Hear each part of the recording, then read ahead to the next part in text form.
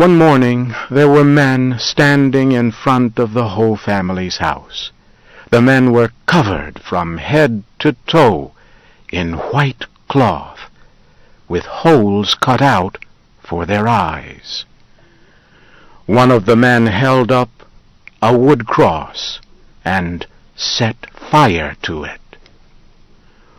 All the people in the other houses on Tully Lane ran out their doors and toward Mr. and Mrs. Ho's house.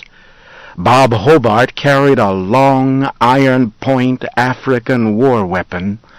Jacob Samuels came running, wearing a silver Swedish war hat, carrying a meat-cutting knife high in his right hand. The men in white cloth were much surprised by this sudden appearance of more than 50 people. White cloth flew everywhere as these men of hate ran off in all directions. Old Mrs. Hancock threw a stick under the feet of a white cloth flying around the corner of her house. The man fell. Mrs. Hancock jumped from her front steps onto the man's back and hit him with an empty flour can.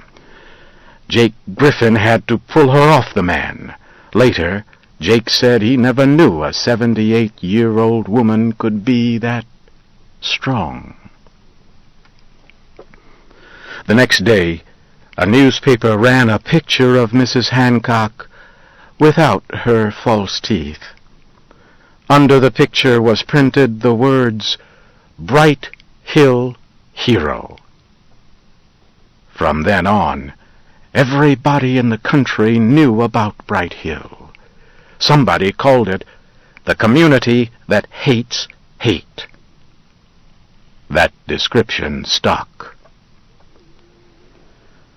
Old Mrs. Hancock died the next year.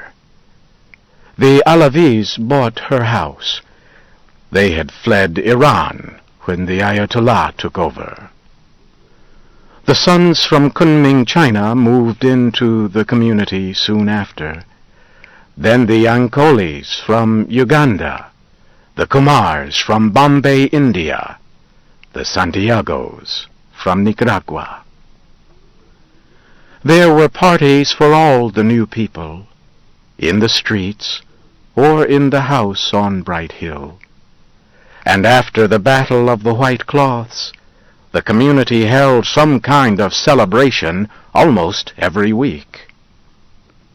Now, someone was going to tear down the house on Bright Hill.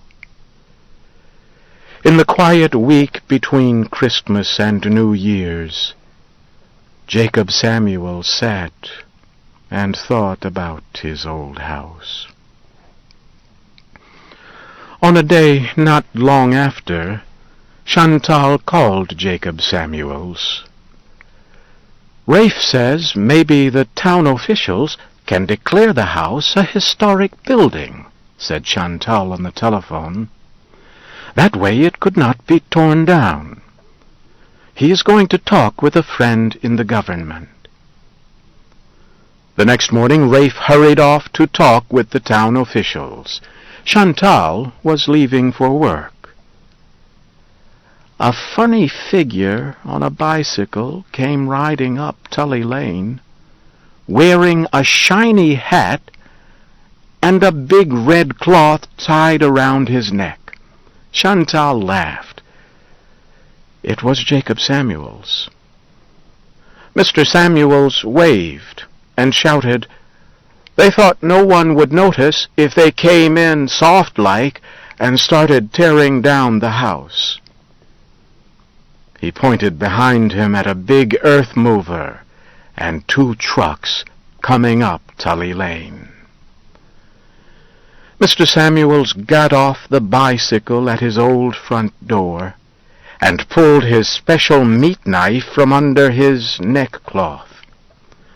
The workman driving the earth mover tried to talk with him, but Mr. Samuels would not let the man come close. The workmen talked together quietly for a while. Then they climbed into their vehicles, started their engines, and drove toward different parts of the little house. Mr. Samuels was everywhere at once, throwing himself in front of the earth mover or a threatening truck. He moved very fast for an old man. Again, other people in the community came out of their doors just as on the day of the white cloths.